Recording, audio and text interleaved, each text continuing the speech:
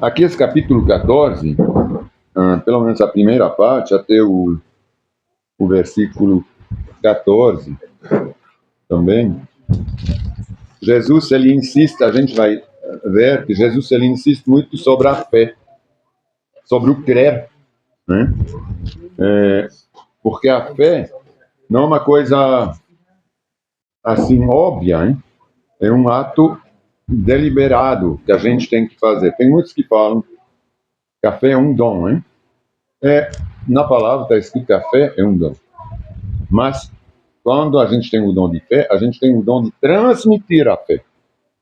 Porque se a fé fosse um dom assim, que a gente não precisasse de crer, então, porque esse é um dom, é o Senhor que nos dá essa faculdade de crer, é pronto, então não tem decisão nenhuma nossa de novo, né? Seria uma coisa meio que escolhida por Deus, por alguns e não para outros, né? Então não é isso, a gente sabe, né? Então, aqui ele insiste, ele vai explicando mesmo o que é a fé, o que é crer, né? Ele está exortando nessa primeira parte que as pessoas em volta dele, os discípulos especialmente, creiam em quem ele é, o que ele o porquê ele o que vai trazer essa crença, essa fé. Vamos começar a ler. Então, João, Evangelho, capítulo 14. Não deixem que seu coração fique aflito. Ele está falando isso, não deixe que ele comece. Na verdade, ele não começava. Aqui esse o capítulo que começa assim. Mas isso ele fala em relação ao último versículo do capítulo 13, que eu vou reler. No 38, do versículo 13, ele fala assim: morrer por mim, falando para Pedro, hein? Diz Jesus: eu lhe digo a verdade, Pedro, antes que o galo cante, você me negará 3 vezes. É assim que a gente tinha ficado aqui. Aí ele responde, não é? Aí ele responde para Pedro: não deixe que seu coração fique aflito agora. Porque não é porque você vai me negar 3 vezes que não fiquem tristes. Isso vai acontecer, mas eu estou aqui, hein? Não deixe que seu coração fique aflito. Creiam em Deus e creiam também em mim. Aqui já 2 vezes ele fala creiam, não é? Então não é uma sugestão, é uma ordem, praticamente. Então isso não é um dom, né? Não é um dom de crer. É um esforço. Ele pede para eles crer nele e no Pai, em Deus. Então, creiam em Deus e creiam também em mim. Porque, obviamente, ele é Deus.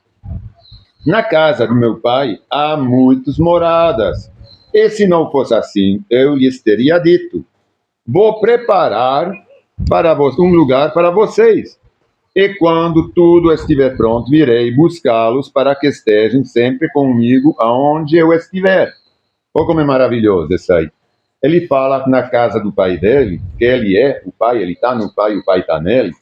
Então, quando ele fala, se não fosse assim, eu lhes diria, não é? Então, porque ele é o pai. Quando ele fala, na casa do meu pai, tem muitos lugares, eu lhes digo isso porque eu sou o pai, certo? Aí, ele fala, eu vou preparar um lugar para vocês. Porque eu vou separar vocês. Preparar um lugar para a gente, não é preparar lá um quarto, uma casa, assim. Ele está falando, quando ele está preparando um lugar para a gente, é aqui. Não é? É claro que ele está se referindo agora ao céu, que vai ter um lugar para a gente, mas no preparar um lugar, eu vou separar vocês. Porque aqueles não tinham o Espírito Santo ainda, o Espírito Santo nos separa, hein, do resto, dos demais. Então, isso é nosso lugar, é o céu, hein? Ele vai preparar nos separar, e quando tudo estiver pronto, isso aqui se refere a várias coisas, quando nossa vida, nosso coração, quando estiver pronto, quando o fim dos tempos terá chegado, eu irei buscá-lo. Isso, na verdade, ele se refere a Pentecostes, é o arrebatamento. Depois, né? A primeira vez que se fala na palavra do arrebatamento da igreja. Quando ele fala, quando tudo estiver pronto, virei buscá-los. Quem? Quem é los? E não fala, vou vir te buscar, Pedro, vou vir te buscar. Não, vou buscar a minha igreja. Para que estejam eternamente, sempre eternamente comigo. onde eu estiver. Então ele vai pegar a sua igreja, a gente já sabe como que vai acontecer mais ou menos, através do Apocalipse, onde o João, o mesmo, ele está narrando tudo que ele viu, é tudo que o Senhor, o anjo, mostrou para ele, que a gente vai estar lá julgando junto com Jesus, que recebeu toda a autoridade. Então, a gente vai estar com ele no reino de Deus. Vocês, aí ele fala, vocês conhecem o caminho para onde eu vou. Aí a gente se pergunta, será que a gente conhece o caminho onde ele vai? Todos nós conhecemos esse caminho? É uma pergunta, porque, o Tomé se faz essa pergunta. Quando ele fala, vocês conhecem o caminho onde eu vou? O Tomé responde, não sabemos para onde o Senhor vai, diz Tomé. Como podemos conhecer o caminho? Aí vocês veem como o Tomé é um discípulo muito racional, hein? É o mesmo que pediu depois para Jesus ver, né, aqui no canto, onde ele tinha. Ele queria só vendo. Então isso não é fé. E você vê como não é por acaso que nesses versículos onde ele pede para a gente crer, que ele fala da fé, ele justamente o Tomé de novo, que tá duvidando. Não duvidando, mas ele pede, rapaz, me mostra como que é esse caminho. Cadê esse caminho? Para onde você está indo? Como podemos conhecer o caminho? Aí ele é muito racional. Jesus diz, eu sou o caminho, a verdade, a vida. É muito conhecido isso aí, hein? Mas tem que entender quando ele fala isso. O que significa isso? É crer. É crer que ele é Jesus. É crer que ele é Deus. Ninguém pode vir ao Pai senão por mim. De novo, ele é o Pai. Se a gente não acredita em Jesus, se a gente não crê em Jesus, a gente não pode crer no Pai. Isso não tem nem como. Se ele fala, se ele é o Pai, é que ele fala, ninguém pode ir ao Pai se não for por mim, é porque ele é o Pai. Então não há duas pessoas nesse caso. Ele é o Pai. Então Jesus, quem não acredita em Jesus, não acredita no Pai. E pronto, acabou. Então não adianta falar, não, eu creio em Deus, mas não em Jesus. Eles são um. Então, por exemplo, um judeu que fala, não, Jesus não existe. Então ele não crê no Pai. Não crê. Se você realmente me conhecesse, saberiam quem é meu Pai. Mas, isso se refere exatamente ao que a gente acabou de falar. Mas de agora em diante, vão conhecer e ver o Pai. Através de quê? Do Espírito Santo. Porque até então, eles não tinham como ter o Jesus, o Espírito Santo, o Pai no coração. Eles conheciam ele através dos profetas. Alguns tinham tido essa experiência, mas não poderia ter. Agora ele fala, mas de agora em diante, não é agora, mas é quase o dia seguinte, vocês vão conhecer o Pai, ou pelo menos a partir da Pentecostes. Filipe disse, Senhor, mostre-nos o Pai mais de novo. Tem lá uma incompreensão, hein? Senhor, claro que para a gente é fácil hoje entender, porque a gente sabe o final da história, hein? É como o cara que já viu o filme, ele já sabe o final. Agora, quando você está lá vivendo o filme, você não sabe o que vai acontecer depois, hein? Então é difícil, eu falo, mas de que você está falando? Porque eles não imaginavam a crucificação, eles não imaginavam nada. A ressurreição era difícil para eles entender. Então, não tinha. Então, realmente era muito difícil. Mas, é por isso que a gente fala, quando ele fala, vocês têm que crer, era muito, assim, difícil, era tão difícil como para a gente é muito menos difícil de crer em Jesus, porque a gente sabe o final. Agora, ele, mesmo assim, ele fala, vocês têm que crer, a base é crer. Filipe disse, Senhor, mostre-nos o Pai e ficaremos satisfeitos. Jesus respondeu, Filipe, estive com vocês todo esse tempo e você ainda não sabe quem eu sou. Ele não reconheceu ainda o Pai nele. Entendeu? O que a gente acabou de falar. Ele é o Pai. Não adianta. Se a gente não crê nele, se não é por ele que a gente vai para o Pai, é porque eles não creem no Pai. Porque ele é também o Pai. Quem me vê, de novo, vê o Pai. Então Jesus é Deus. Não tem como falar, não, Tudo bem, quando ele veio na Terra encarnado, eram dois. O Pai continua no Espírito, onde ele está no céu, e Jesus era o Verbo encarnado. E realmente ele tinha perdido um pouquinho da divinidade, né? Ele sentia as coisas, ele nasceu de uma mulher, então ele era divino, mas ele não era o Pai completamente. Mas quem o via poderia justamente sentir o Pai, ver o Pai. Mas é difícil entender, realmente. Filipe diz, Senhor, mostra-nos o Pai e ficaremos satisfeitos. Jesus respondeu, Filipe, estive com você todo esse tempo e você ainda não sabe quem eu sou. Quem me vê, vê o Pai. Então, por que me pede para mostrar o Pai? Eu estou aqui, eu sou o Pai. É complicado, é difícil entender. Imagina quando a gente não sabe. Você não crê, de novo, a terceira vez que ele fala. Você não crê que eu estou no Pai e o Pai está em mim? Ele pergunta. Você não crê? Ou como crer é uma questão de fé. E isso a terceira vez que ele fala de crer, né? Você não crê que eu estou no Pai e o Pai está em mim? As palavras que eu digo não são minhas, mas de meu Pai, que permanece em mim e realiza as suas obras por meu intermediário. Ele fala só disso. Essa primeira parte, ele só está explicando que ele é o Pai. O Pai está nele. Então, é o meio que ele tem para explicar que o Pai e ele é um só. A gente tem que entender isso. Apenas creiam, de novo, a quarta vez. Apenas creiam. De novo ele fala, não, peraí, vocês vão de crer agora, em nome de Jesus. Não é um dom assim que... Não, apenas creiam. Então, quer dizer que é um esforço pessoal que a gente tem que fazer, é uma decisão, a gente tem que crer. Não é uma coisa que cai em cima da gente. Não é como a salvação. A gente tem que crer.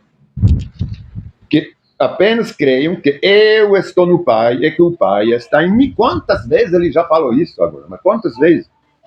Ou, de novo, ou creiam, pelo menos, por causa das obras que vocês me viram realizar. Então, se não crê assim, pela fé, vocês viram as obras. Então, ajuda a crer, não é? É uma coisa real. Isso lhes ajuda a crer. Creiam, então, por causa disso. Mas, de novo, a quinta vez, ele fala, ou creiam, pelo menos, por causa das obras. Eu lhes digo a verdade. Quem crê em mim, a sexta vez, hein? Quem crê em mim, quem crê para as mesmas obras que eu tenho realizado, e até maiores, pois eu vou para o Pai. O que é realizar obras até maiores que Cristo? Ou que Deus, quando ele fala isso? Não é maior em realização, é maior em tamanho, é maior geograficamente. Obviamente que tem obras maiores que criar o universo, tem obras maiores que ressuscitar alguém, tem obras maiores que dar a salvação para a humanidade. Não tem. Então, quando ele se refere a vocês farão obras maiores, não é maior em poder, é maior em grandeza. Por exemplo, aqui Jesus, o ministério dele, ele evangelizava, levava as boas novas para os judeus. Era bem restrito, hein? Então, quando ele se refere, vocês vão fazer obras maiores, vocês vão evangelizar a terra inteira. Vocês vão poder evangelizar, curar ímpios, realizar milagres através do meu intermediário, em lugares que vocês nem imaginam. Isso são as coisas. Ele ficou muito restrito, geograficamente, hein? Numa área bem pequena, o ministério de Jesus. É ali, quando ele fala isso, ele já tinha acabado o ministério dele. Já tinha acabado. Ele estava prestes a ser crucificado já. Então já não ia mais levar as boas novas. Ele já está transmitindo tudo isso para os apóstolos, para os discípulos. E quando eu falei da outra vez, isso tudo ele dá essas instruções na ausência de Judas. Judas, infelizmente, não participou mais de tudo isso, porque ele não iria mais ver essa glória, hein? De participar disso. Infelizmente. Por decisão dele. Não de Cristo, mas de próprio Judas. É como toda essa fé agora. é por decisão nossa. Ou a gente crê que Ele é Deus, que Ele é Filho de Deus, ou a gente não crê. Não adianta falar, Senhor, me dá o dom da fé, eu não consigo crer. Você não consegue, você não quer. Então, porque tudo que a gente quer, a gente consegue. Né? Se a gente quer comer um doce, a gente faz tudo para ter um doce. Então, por que a gente não pode fazer tudo para crer? Para realizar o que a gente quer? Quando a gente quer mesmo uma coisa, a gente a tem, né? Então, a gente não pode fazer, Senhor, me dá um doce agora. Não, não preciso de oração, eu não preciso do dom de doce. Então, o dom da fé é a mesma coisa. Quer é crer. Eu creio que Deus é meu Deus. Eu creio que Jesus é Filho de Deus, que Ele é mesmo Deus, que Ele veio aqui na Terra, que Ele veio se encarnar, que foi o Verbo que veio em carne. Quando a gente quer as coisas, a gente rala para conseguir, né? E para ter a fé, a gente tem que ralar aqui. Muitos não querem ralar, querem cair em cima da cabeça assim. Não, tudo, se é de Deus, vai acontecer. Se Deus quiser. Deus quer, mas a gente tem que... Tem tanta gente que fala, se Deus quiser vai acontecer, mas não vai atrás. Então, isso não é se Deus quiser. Se Deus quiser que a gente vá atrás. Então, vou reler esse 12. Eu lhes digo a verdade, quem crê em mim, pela sexta vez, fará as mesmas obras que eu tenho realizado, mas num âmbito ainda maior. Pois eu vou para o Pai. Então vocês vão ficar comigo com o Espírito Santo, mas ainda não sabiam. Vocês podem pedir qualquer coisa em meu nome. E eu farei, para que o Filho glorifique o Pai. Se peçam qualquer coisa em meu nome, eu farei. Aqui tem que abrir um parênteses. Por quê? Porque no original, no texto, não está escrito qualquer coisa. Porque qualquer coisa, parece que a gente pode pedir o que a gente quer para Jesus, é que Ele vai fazer. Então a gente pode pedir uma casa, pode pedir qualquer coisa. Eu vou fazer um pouquinho essas coisas de hoje, né, da prosperidade material. Mas se a pessoa tiver o mínimo de raciocínio, ela vai entender que a palavra é espiritual. Então, Sim. Ele está falando de coisas espirituais. Né? Sim, mas também foi mudada a palavra. Porque a palavra original, vocês vão poder ver na sua Bíblia de Jerusalém, está escrito, me pedem algo. Me pedem algo. Se peçam algo em meu nome, algo, não é qualquer coisa. É algo que esteja segundo o coração dele. Tudo bem, é qualquer coisa que esteja, mas não é qualquer coisa. É uma coisa, me peçam uma coisa que esteja segundo o meu coração. E não qualquer coisa. Entendeu? Me pedem algo. A palavra certa é algo. Foi substituído por qualquer coisa. Aqui nessa palavra. Qual é a palavra que você tem na tua Bíblia ali? Também. Qualquer coisa? Todo mundo tem qualquer coisa? Vê lá.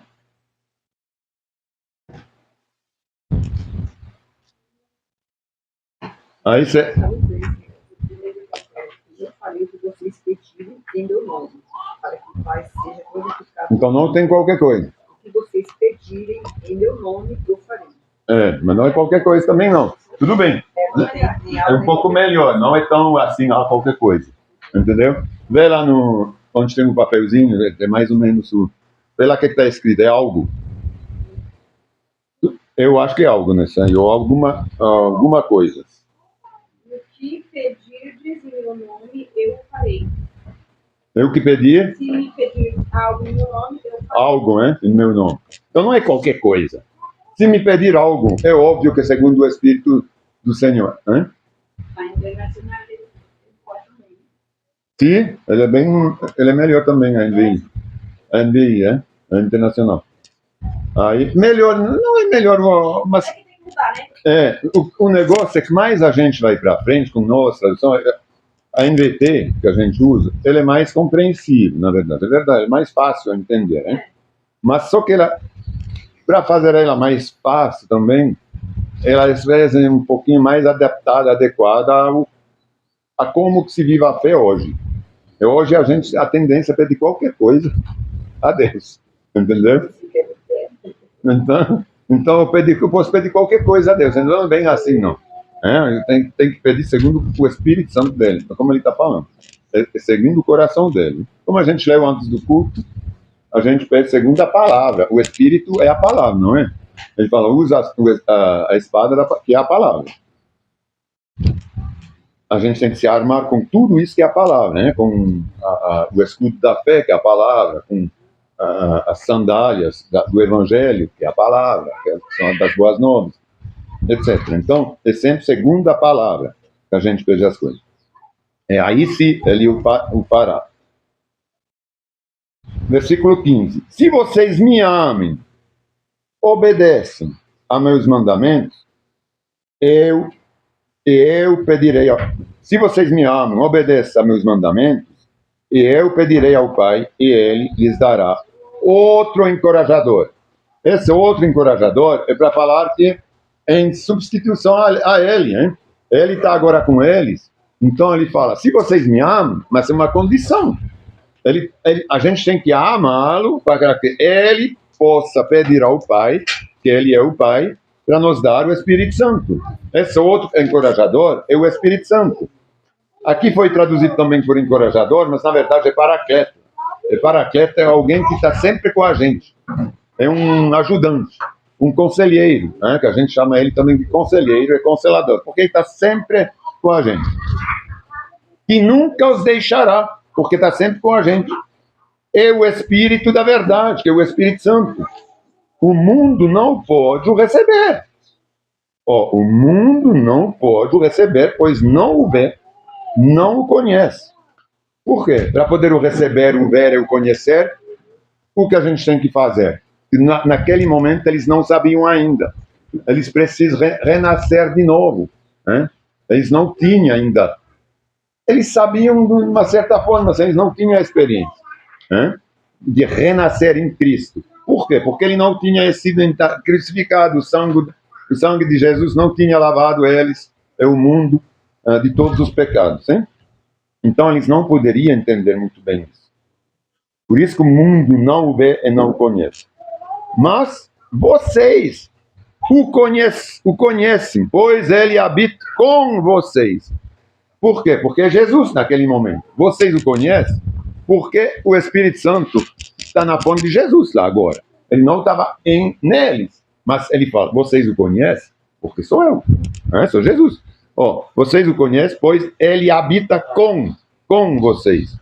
Agora. Ele habita com vocês agora. E depois, quando Jesus será crucificado, ressuscitado, estará em vocês. Olha a diferença. Como está escrito aqui, ele habita com vocês, então vocês o conhecem, agora, e depois estará em vocês. Não os deixarei órfãos, voltarei para vocês, através do Espírito Santo que estará em vocês. Vai ser eu. Em breve, o mundo não me verá mais, mas vocês me verão. Por quê? Através do Espírito Santo, na Pentecosta. A partir da Pentecosta.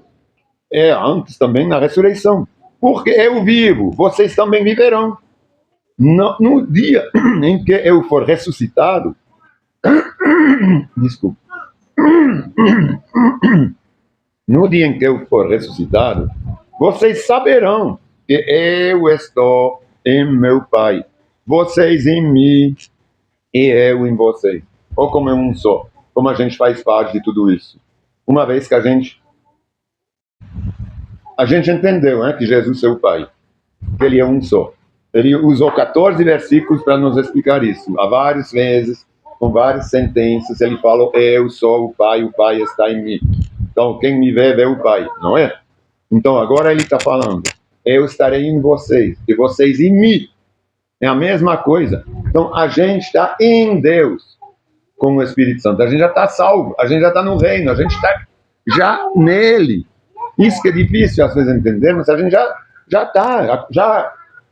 Uma vez que a gente renasceu, que a gente tomou essa decisão, já era.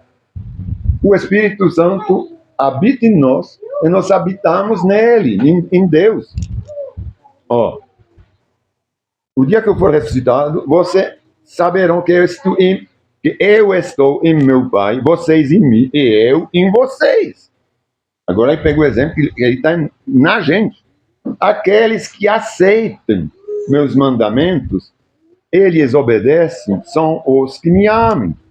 É impossível aceitar e nem reconhecer os mandamentos de Cristo se a gente não tem o Espírito Santo. Porque quais são os mandamentos de Cristo? São preceitos. Porque, na verdade, Cristo ele deu o quê? 2 mandamentos. Amar os outros, como a gente tem que amar o nosso próximo, como a gente nos ama, ou queria que ele fizesse para a gente, e a gente tem que amar Deus de todo o nosso coração, todo o nosso... Isso aqui é Jesus Cristo que deu, esses 2 mandamentos. O resto são mandamentos que já existem, que são ainda válidos, porque ninguém mata, ninguém rouba. Então, mas para poder fazer isso de verdade, honrar os mandamentos, a gente tem que ter Jesus no coração. Então, é para saber, conhecer os preceitos de Cristo, porque são preceitos, né? Ele fala sempre, quem segue os meus preceitos. Os preceitos é a mente de Cristo. Então a gente tem que ter a mesma mente que ele, o mesmo Espírito. A gente entende os preceitos. Sem ter o Espírito é impossível amar a Cristo, entender os preceitos, seguir os mandamentos, né?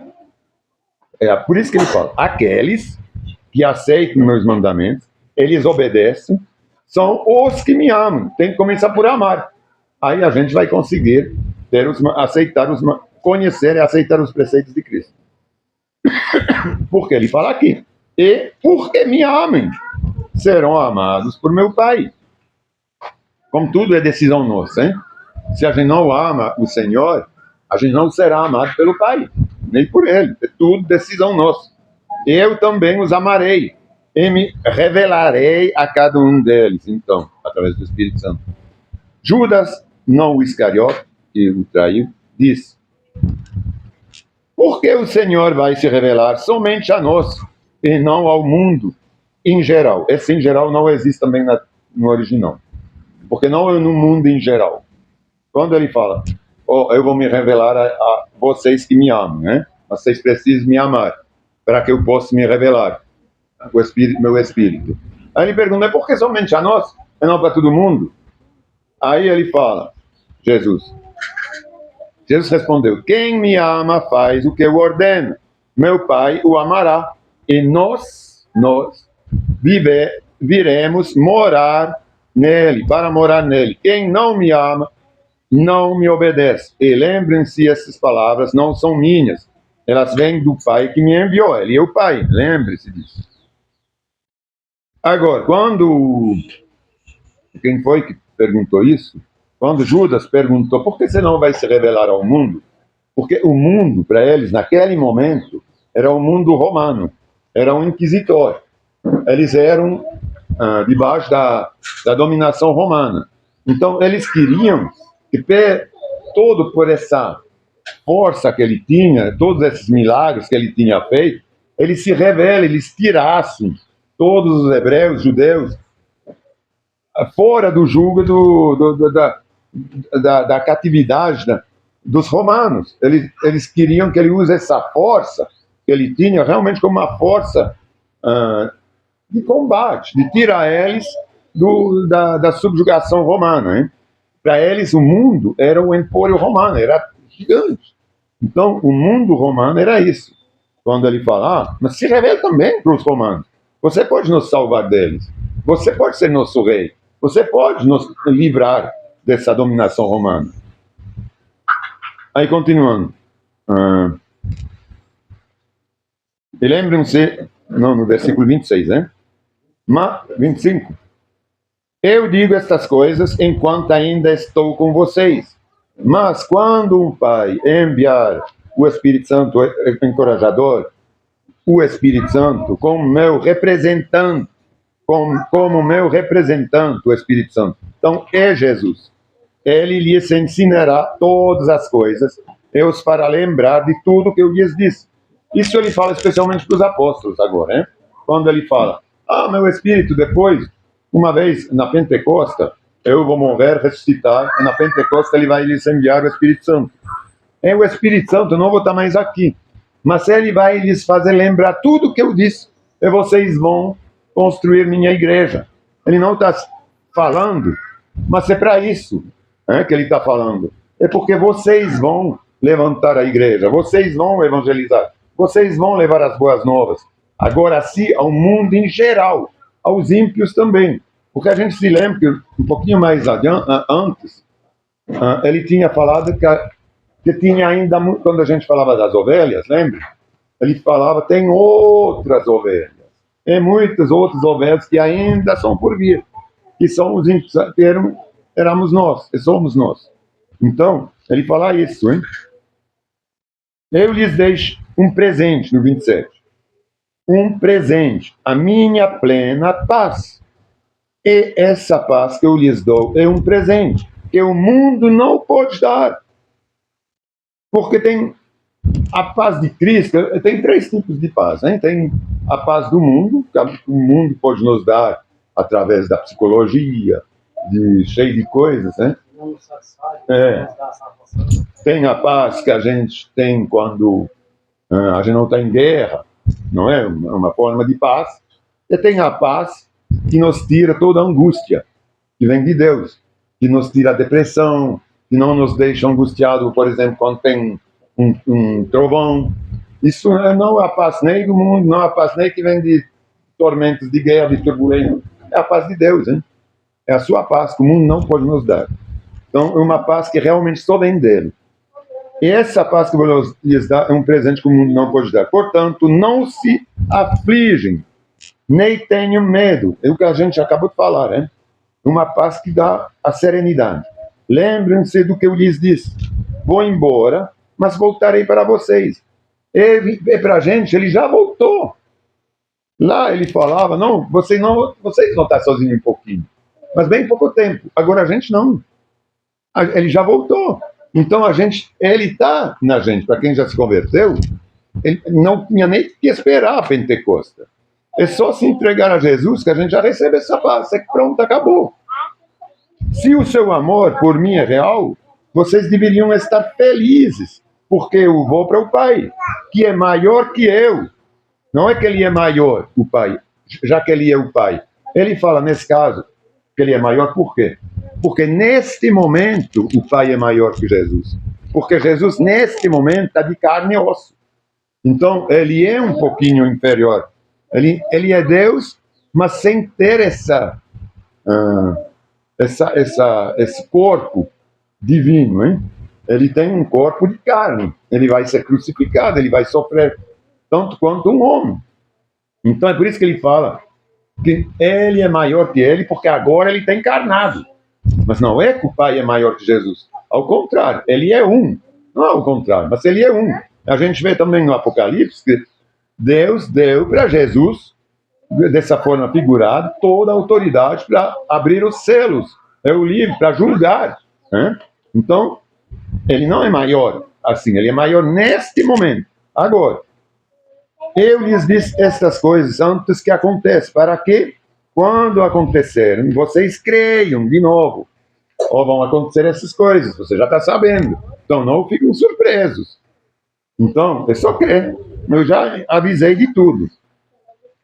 Não tenho muito tempo mais para falar com vocês, pois o governante, Satanás, deste mundo, se aproxima. E, veja bem, ele não tem poder algum sobre mim. Ele fala que ele não tem mais muito tempo. Por quê? Porque Satanás se aproxima como se fosse uma ameaça.